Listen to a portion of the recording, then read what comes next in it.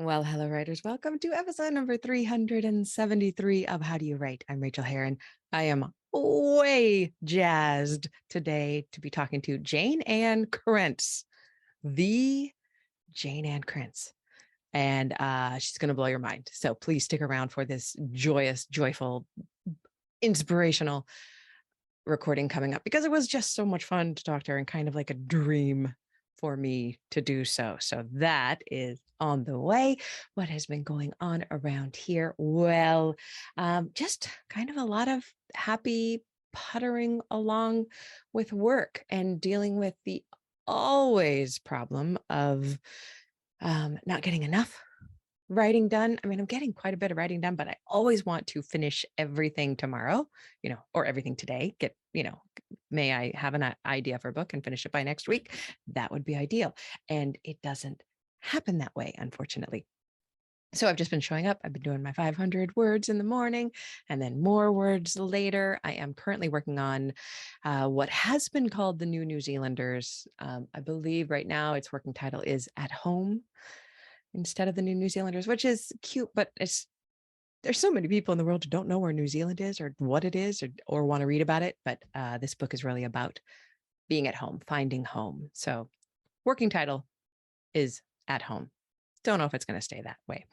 So I've been working on that, doing my revision techniques. I've talked about it here on the show before. You can search How Do You Write Rachael Herron Revision, and a couple of episodes will pop up where I talk about my revision process.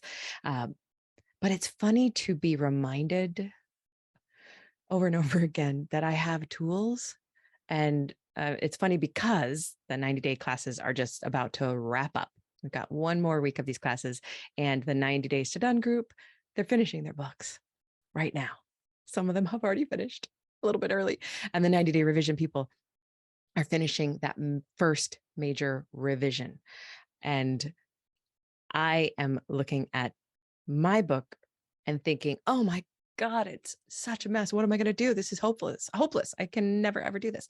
And then I take a breath and I go, oh yeah, all of the things I talk about with them, I can do to this book. I can just take it step by step and take apart the book and put it back together. And what I realized in doing that this week was that I had no beginning. I had not a single iota of a beginning. It just basically starts with this decision that Lala and I make to move to New Zealand. And then the book is off and running because it was written as Patreon essays once a month or once every 2 months. So it hasn't been put together in book format, and I need to put it together into book format with actual structure and character arc. And so I'm thinking deeply about those things and how to form a book from Rubble, which is what we all do as writers. We form books from Rubble. There are like 4 people who write a book from beginning to end, revising as they go, and they get great books done. We are not them. We are not them. We are the 99.9% of the people who cannot do that. We write Trash Mountain and then we sort it out later and make a book out of it. And I'm just kind of loving rolling around in this feeling of the rubble and also the confidence I have that I can make it a book. Because revising is harder than first drafting, but it's also easier because there are tools that you just put into place and you use them. Whereas first drafting always seems like a mysterious miracle to me personally. So that has been very, very enjoyable. Some things going on in the background that I can't talk about yet, but maybe I will be able to at some point. So that tease has been said. What else is going on? The dog. The dog is hard. I have talked about our beloved Professor Junebug, and turns out she has pretty strong anxiety. She's reactive. We already knew that. We've been working with the trainer. I've been doing all of the protocols. I've read every single dog book under the sun, and we work with her for hours a day.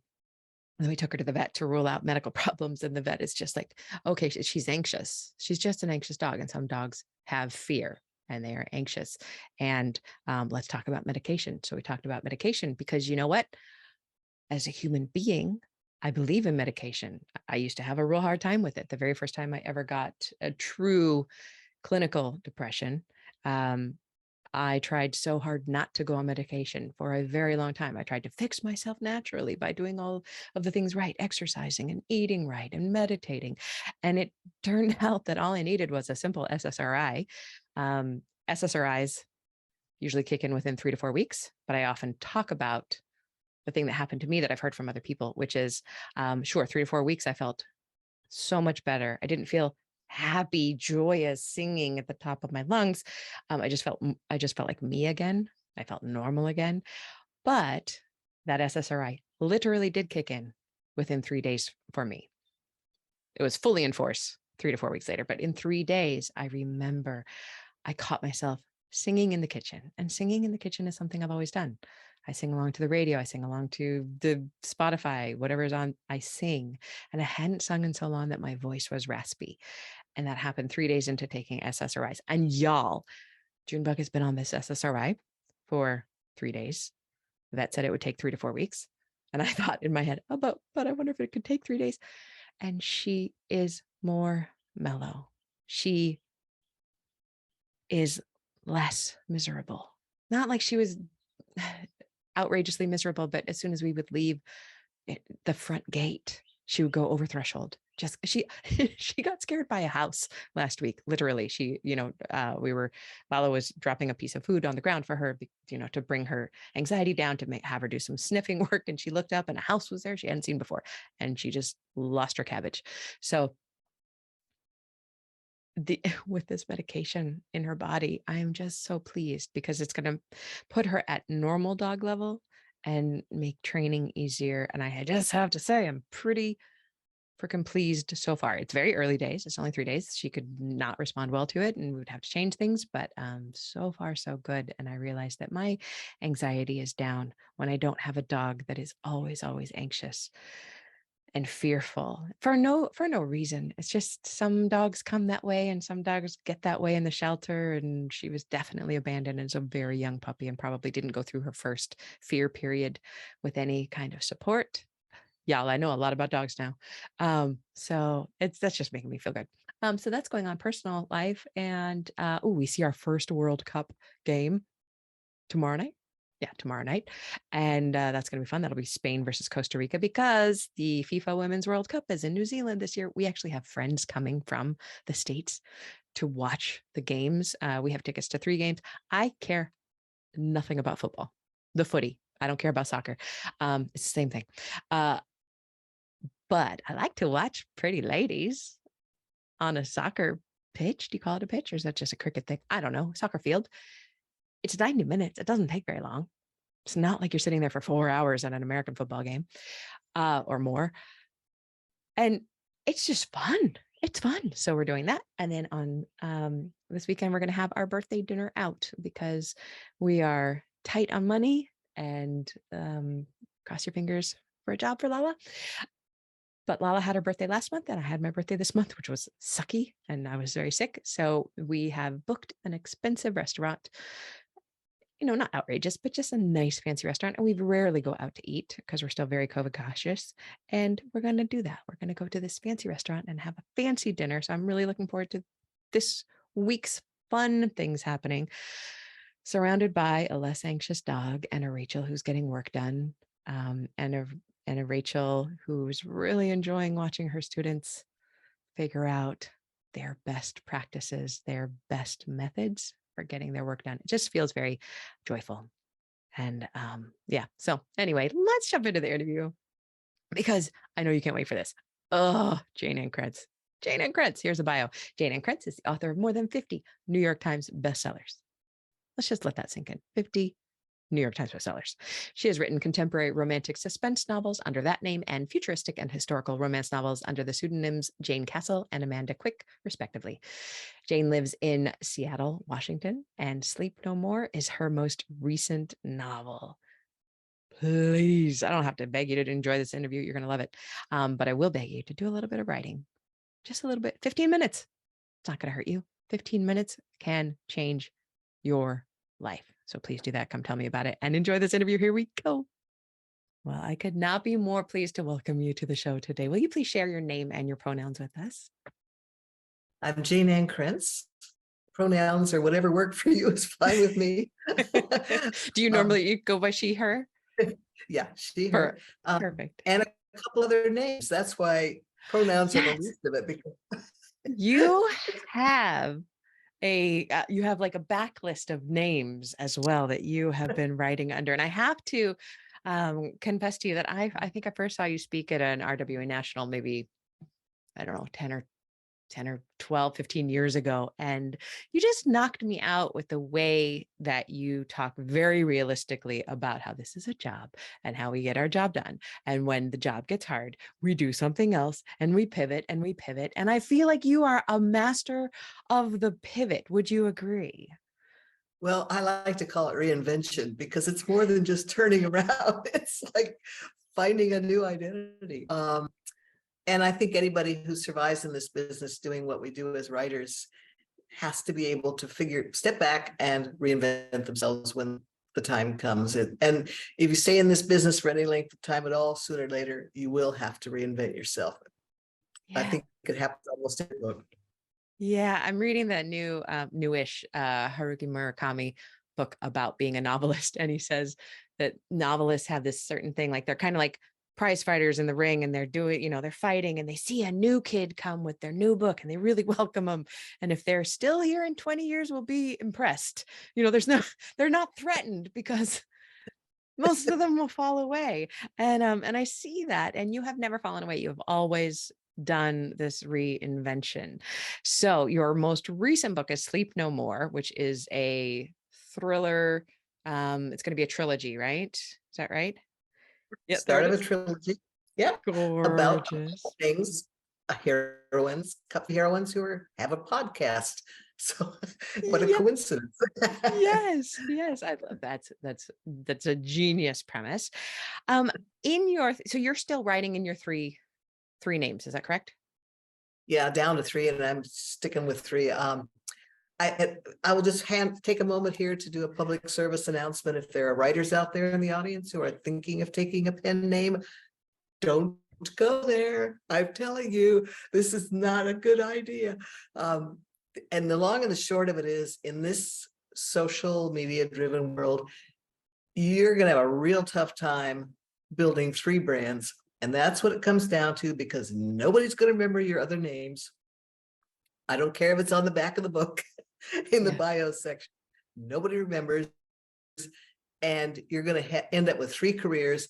And it's very hard to support 3 careers in social media these days. So that's my advice. Take it or leave it. But I've been there and done that.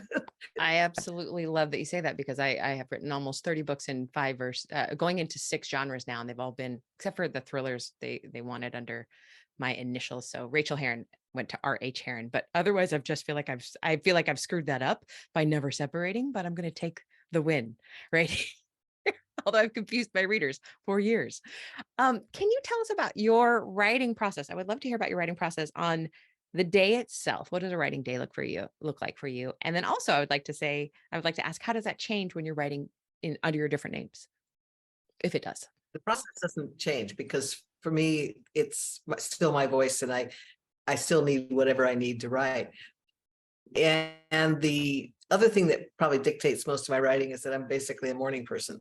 So, and I think a lot of writers divide it into 1 or 2 groups, morning or night, and you're stuck with it.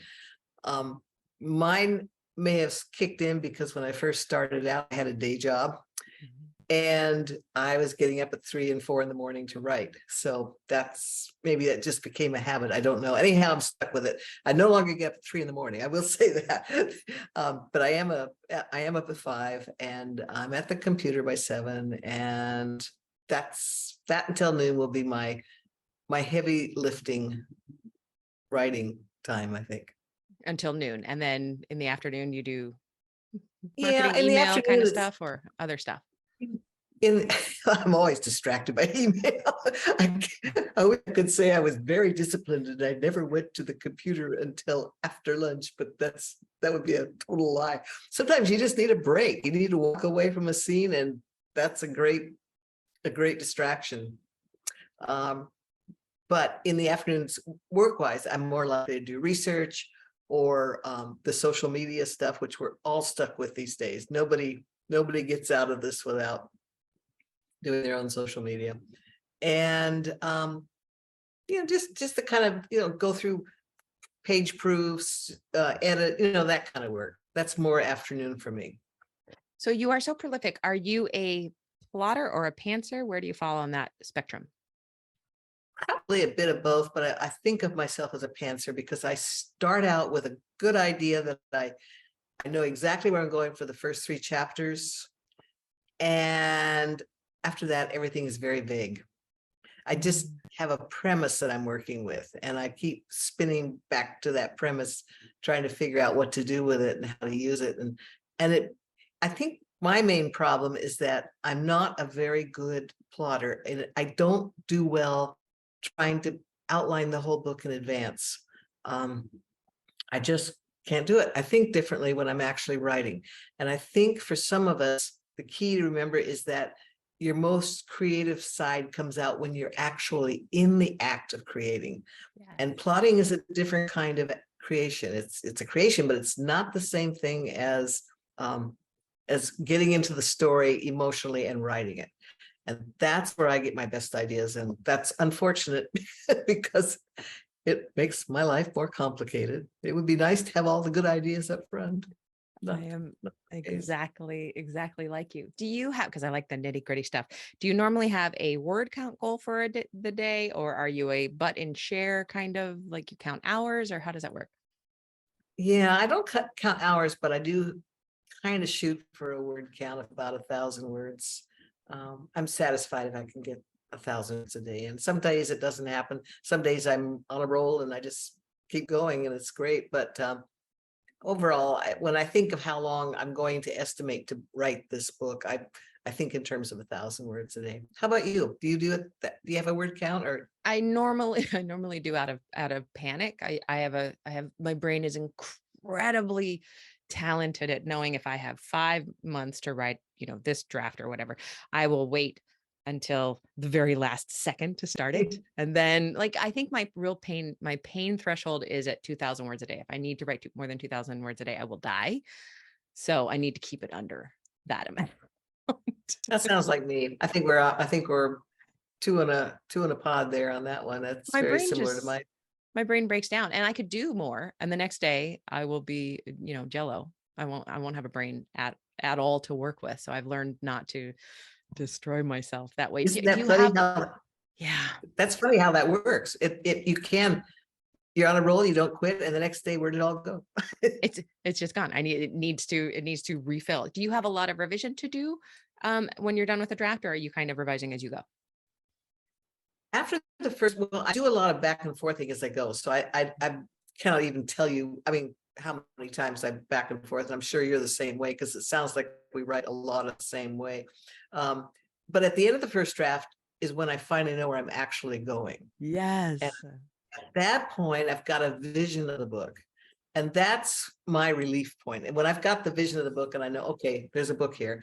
I know this story. I can tell this story. Then I go back to the beginning and go through it. And that revision is probably the most substantial, because by then I'm working with all the stuff I didn't bother to fix at the front of the book. And then at the end of that, I am ready for more fine-tune, just craft kind of edits and stuff after that. Yes, apparently we write exactly the same way. That second draft is the heaviest lifting I'll ever do for a book. Even if my editor comes back and says, everything about this is wrong, tear it apart, it's still not going to be as big as it was when I did that second draft of making the book into the book I finally realized it was, by getting to the end of it. It's part of having it's when the vision comes together. It's when you finally see what you got. And you can take that breath and go, okay, there is a book, because I'm never sure until that point. What is your every time I sit down, it's like, okay, Jayne, you've done this before. You can do it again. But I have to kind of think about it, because when you're starting a book, you know how it is, and it's like this huge project that sets out ahead of you, and it's like, oh, you're exhausted before you even start, even though you're excited to start. But I think the key to that I have learned over the years is to think in terms of scenes. Each scene is a little story within the big story. And each scene has a beginning, a middle, and an end. So there's a certain kind of satisfaction when a scene pulls together. And that's how I get through, 80 or 90,000 words, is by thinking in terms of little scenes. Oh, I love that. What is your biggest challenge when it comes to writing? I think the biggest challenge is just figuring out the new plot. My characters are my characters. If you like my characters, they're not going to be a whole lot different in the next book, because characters for me are built on core values that they have, worldviews that they have, outlook on life that they have. I think we all do. At least our protagonists are the characters who project our values and our core theories and stuff of the world. So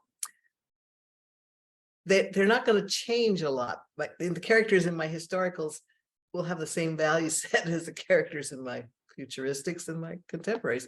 Mhm. So for me, it's about freshening up the story with a new plot. And after you've written as many books as I have, that gets tricky because it has to be something that I'm excited about. So essentially I'm looking for something that it gets me excited first. And then I just hope to heck that everybody else can enjoy it too. Is that how it is for you? Are you looking for? It's exactly the same. And I disappoint myself sometimes when I actually do come up with a new plot and then I realize I have written almost exactly the same thing before, and I have written nowhere near as many books as you have. But I love what you say about it's a level of relief that I think it took me a long time to get to, because I was always trying to create a new character that I hadn't written. And then I realized I didn't want that. When I go back to the writers that I love, I want to see that character again and again in different forms and guises and circumstances. But I read for that core story and that core character. That's why we go back. That's why we read. I swear that's how most people read. They don't even know it. And you can fool them so easily with a different plot. And I always like to point out that mystery writers and suspense writers have been getting away with this for years, because they just start a series with the same core characters, and 30 years later, they're still writing the same hero. And nobody has a problem with that. It's like, oh, this is what they go for. And all that's really changed along the way are the plots. And essentially, I think that applies to most fiction writing. Oh, that is so clever and such a relief to hear. What is your biggest joy when it comes to writing? That moment when I've got the whole vision. Yeah, I'm working toward it all the time. And sometimes on a daily basis, I do get a lot of satisfaction when a scene comes together. But there's nothing like that feel that the story works. And regardless of what anybody else ever says, it's there and you've got it. And because I suspect you'll agree with me, because we are so much alike in this regard, but I think we all write for ourselves first. I mean, why did you even start writing? It was like something inside has to be expressed. Well, that's writing for yourself. So you're telling the story you want to hear. And when that story is what you want, the way you want it, that's a great moment. This is my story. It's the best moment. It's just the best. Would you be able to share a craft tip of any sort with us? Well, I got a couple for writer's block. I'm not. Yes, please. And I don't speak this because I don't think any two people experience quite the same writers. It's not the same for everybody. But the first thing I would have you do is make sure, step back and ask yourself if you're just bored with your story. Writer's boredom could easily become writer's block. I've been there. I've been bored with my own story. The next thing I think for writer's block is, if you're really stuck, chances are you have some concept of the ending in mind. Maybe not, it's maybe vague and murky, but you knew you had a start here, and you knew at some point there's going to have to be an ending that incorporates everything you got at the start. You might try just jumping ahead and writing an ending, not necessarily the one you're going to be finally satisfied with, but writing an ending will suddenly crystallize everything that needs to come before. And that I have used that technique more and more often. My friend Christina Dodd, who writes suspense, turned me on to that. And by golly, it has really worked to get, when I finally write those first 3 chapters, 4 chapters, and I'm kind of running out of steam, and now the big middle of the book is coming up. I jump ahead and write something of an ending. It doesn't have to be the whole thing or anything, but just enough to kind of focus you. And I had an interesting conversation with a screenwriter, a woman who teaches screenwriting, actually. And she said it's the same way for script writing. Screenwriters often jump ahead, write the ending, just to figure out what they're going to put in the middle of the movie. I'm going to try it with my next book, because I that makes so much sense in my head, and I'm always so rigidly controlled, and I know that I don't have to write in order, but I am a linear person, and that just sounds delicious, like a delicious trick I find it try. very freeing. Yeah. If I could really back up to where you asked yourself, are you bored? If the answer is, am I bored with my writing? What do you do in that moment? Odds are at that point, your trouble is the plot, something you can actually look back at intellectually, and maybe because you have written too close to it before, and you essentially told that story to yourself, you're bored with it. So I'd look first at trying to perk up the plot, find something. All you really need is an element of something that makes you ask questions. If you're curious, then you've got it. If you and one way to get at that sometimes is to actually interview the characters and interview them. If you write on a computer, interview it the way you would write their story if you were actually dictating it right now. Not in your head, but something you can physically see and look at. And then the logic is in front of you, because you're actually writing down the words that each of you are saying. And that I have found helpful. That can often, why am I even here? Why is this? Why the hero has to have answers for that. And when you start asking those questions, my experience is you can regain your own interest in the story and find something for you to grab onto. Yes, and it's that benevolent lie we're telling ourselves of, I'm not figuring it out. I'm going to let my character help me figure it out. And then our subconscious swings in to action and says, okay, well, you're calling on me. I'll help out a little bit. Yeah. Well, I think it's just when you ask another question of a human being, you're curious, and so it's a fictional character, and so you have to make up his story. That's how I think it works. That's when your subconscious or your plotting ability or the creativity kicks in, because now I put my character in this situation. Why would he be there? And at that point, you start thinking a little differently. So. I'm actually in this weird liminal between novel state right now, and you're making me Jones for a little bit of fiction. May I ask you, what is the kindest thing that anyone's ever done for you in your writing career? So many kindnesses, usually from friends. I really strongly recommend that if you're out there and you're writing, get involved with other writers. Join a writers group that works for you. Hook up with some friends, because you're really going to need them in this business, because sometimes the business is tough.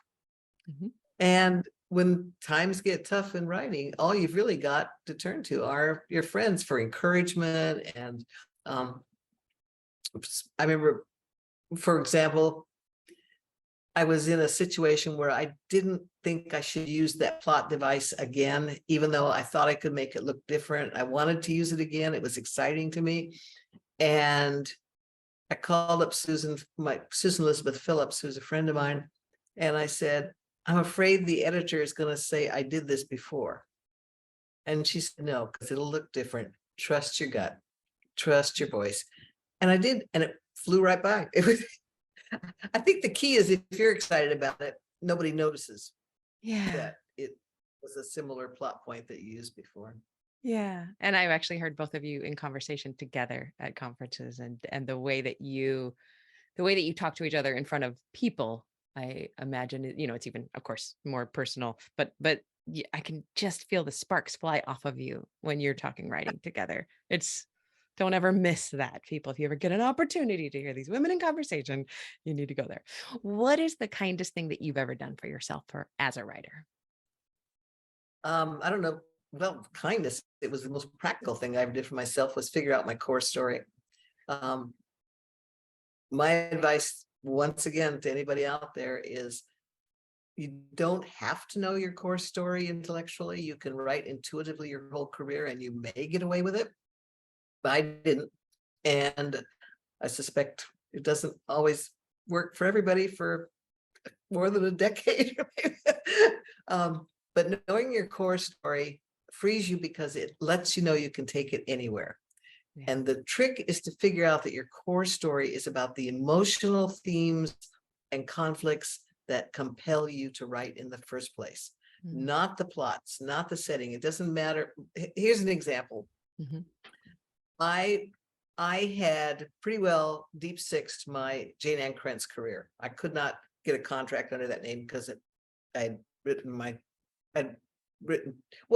the first three futuristics that I ever wrote, and there was just no market for it. But by the time everybody realized there was no market for it, my career was in the toilet. So at that point, I had to reinvent myself yet again. It wasn't the first time, but at that point, I realized if I want to keep working, I've got to find another place for my story. And what am I really trying to say here? And what I'm really trying to say here is a story that involves two people having to learn to trust each other, taking the risk of trust. At the same time, having to reinvent themselves for whatever reason. So my core story I would describe as if you look at any of the books I've written over the years, there's always trust issues that I'm dealing with and reinvention. And once you realize that that's what you're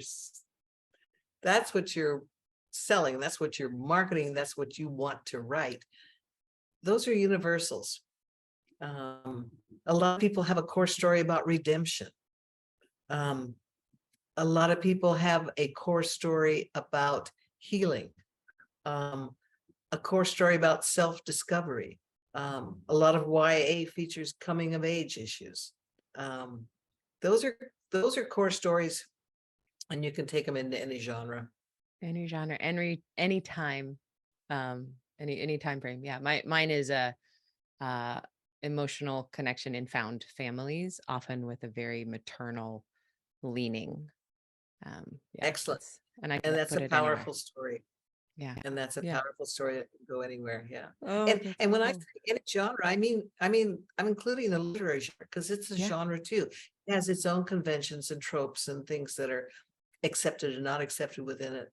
And that story fits there. It's like it would fit in romance or in women's fiction. So yeah, find your core story. I found it very helpful. That's lovely. Lovely, Jayne. Thank you so much. What is the best book that you've read recently, and why did you love it? Oh, yes, I brought it along. I am really enjoyed Sarah Penner's The London Seance Society. What a gorgeous cover. It is.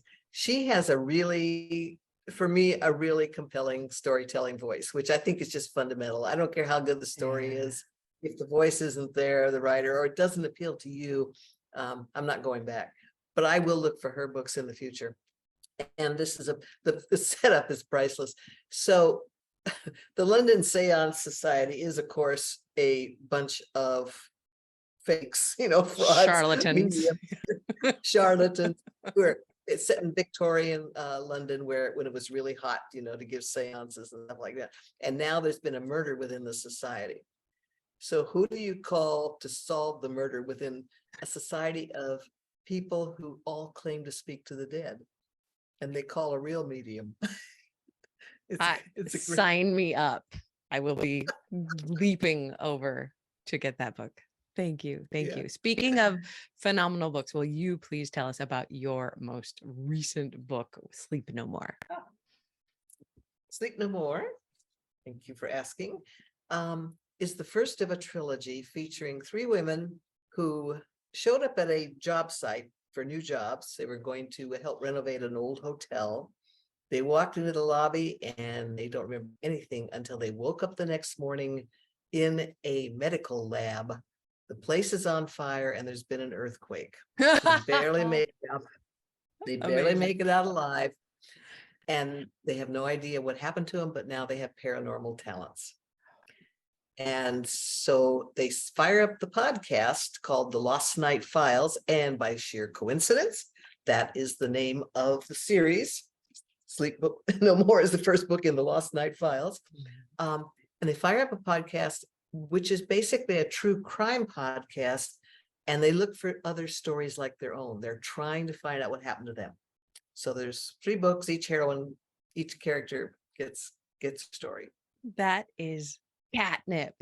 I want it so much. So thank you for writing it. Thank you for being amazing and just an incredible role model for me over the years, even though you didn't know it. And I really, really appreciate you. We're both here. We're both here. Congratulations. Still in the ring, eh? I always say you're only as good as your next contract. I mean, if you're still selling books, you're in the business. Yeah. I always say that as long as I'm writing books, that I always want to be more proud of the book I've just written than the one before it. And I don't care if it doesn't sell at all. My last book didn't sell at all, but it's the best book I've ever written. So that's a success. Which was that? Which one? That was called Hush Little Baby.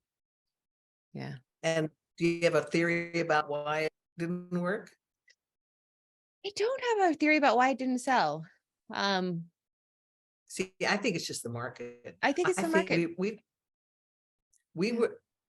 I had some real ups and downs during the pandemic, and it was just playing with our heads. That and that one came out right mid-pandemic in hardcover. So that was a bad time for hardcovers because I mean, well, for one thing, the stores were all closed. Yeah. I mean, either Amazon or nothing really. No, it was a tough time. So if I were you, I would get it reissued with a new cover and let it fly. Yep. And forget about it and write the next one, which is paranormal. So that's all. That's fun. Oh, good. Thank you for being here, Jayne. I so appreciate you. And this was fantastic. Oh, where can we find you online, please? JayneAnnKrentz.com, Jayne with a Y. Perfect. Thank you very much.